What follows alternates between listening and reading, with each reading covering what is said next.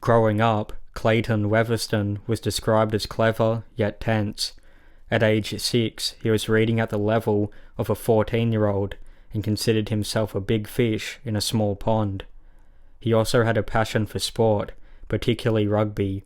At the same time, Weatherston found any new activity stressful. He was an awkward sort of a person, but overall, he was nice. Weatherston graduated high school with top results. At university, he achieved A+ results, but was affected by extreme bouts of anxiety. He was prescribed Prozac and would take a tablet every morning. In 2005, Weatherston began work as an economics lecturer at the University of Otago. In 2006, Weatherston's relationship of 2 years ceased following a domestic incident in which he assaulted his then girlfriend, causing facial injuries. Weatherston said that he snapped following concerns about finance and his academic future. He attempted to rekindle the relationship, but his attempts were met with rejection.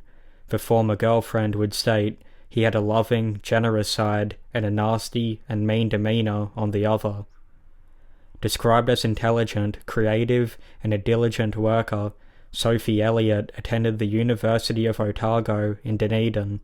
Elliott, who enjoyed music and drama, was doing well at university, regularly achieving A+ results, as she worked her way towards a degree of economics. In the middle of 2007, the 22-year-old was working late at the university when she was approached by Clayton Weatherston, one of her lecturers. Weatherston asked Sophie out to dinner, which she accepted.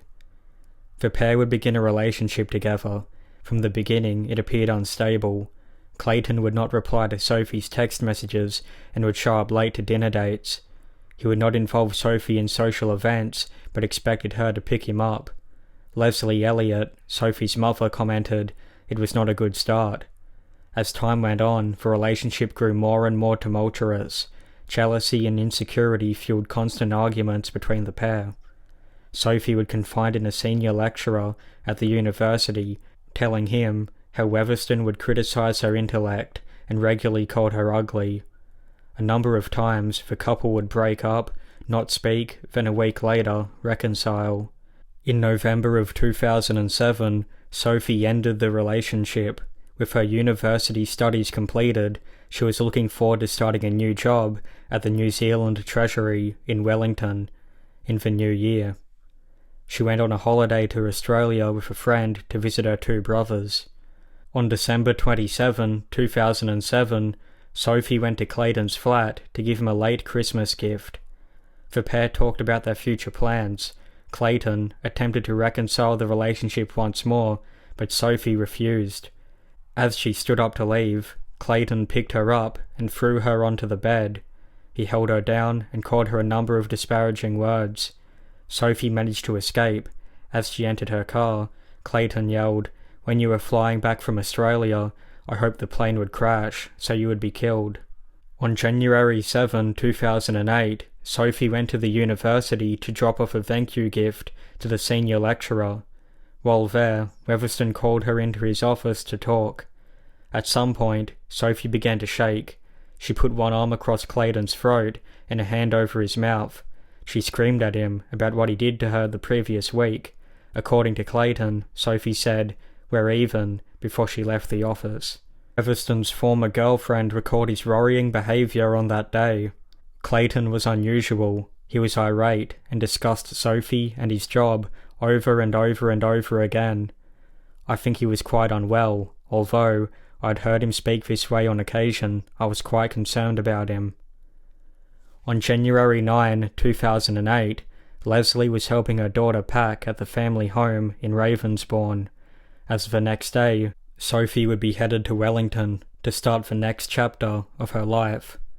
At 12:30 p.m, Clayton Weatherston arrived unannounced, saying that he had a going-away present. Sophie invited him up to her bedroom so she could continue packing as they talked.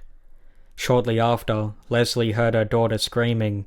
She rushed upstairs, hearing Sophie pleading for Clayton to stop. When Leslie made it to the bedroom, the door was locked. When attempts at breaking the door open failed, Leslie retrieved a meat skewer, while also calling police. When Leslie finally got the door to open, she said, "I saw poor Sophie lying on the floor and I knew instantly she was dead." Weatherston was kneeling, sort of straddled over her, stabbing her violently in the chest. Not pausing, he continued stabbing Sophie with his right hand while pushing the door closed with his left.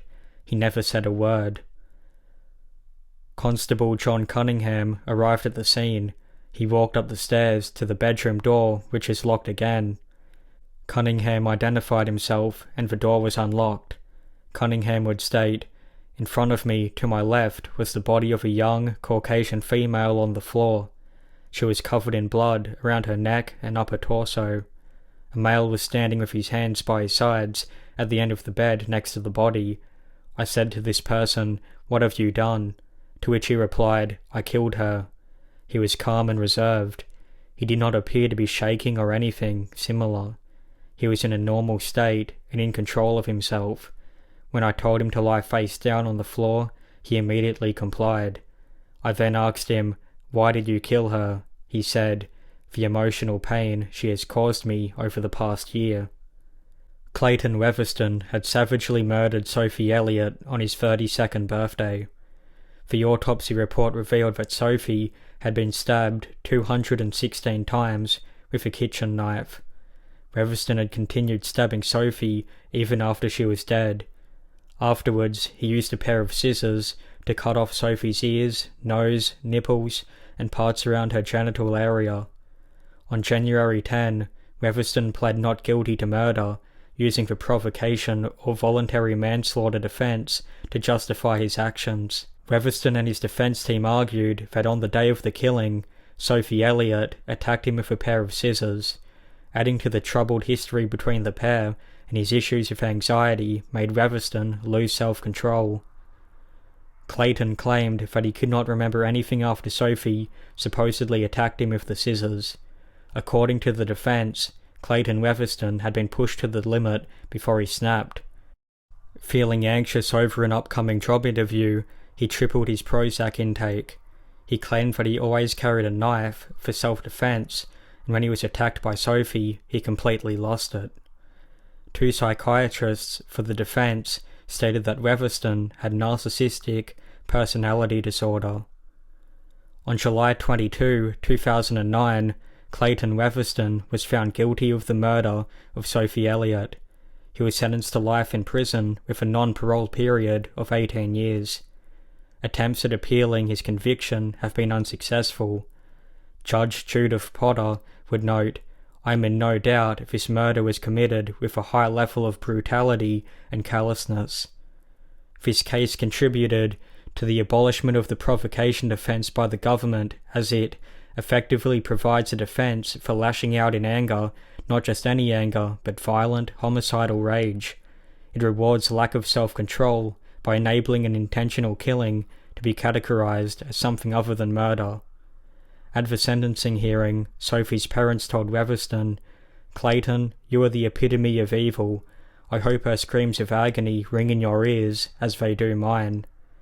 Weatherston will serve 1 month in prison for every time he stabbed Elliott, 216.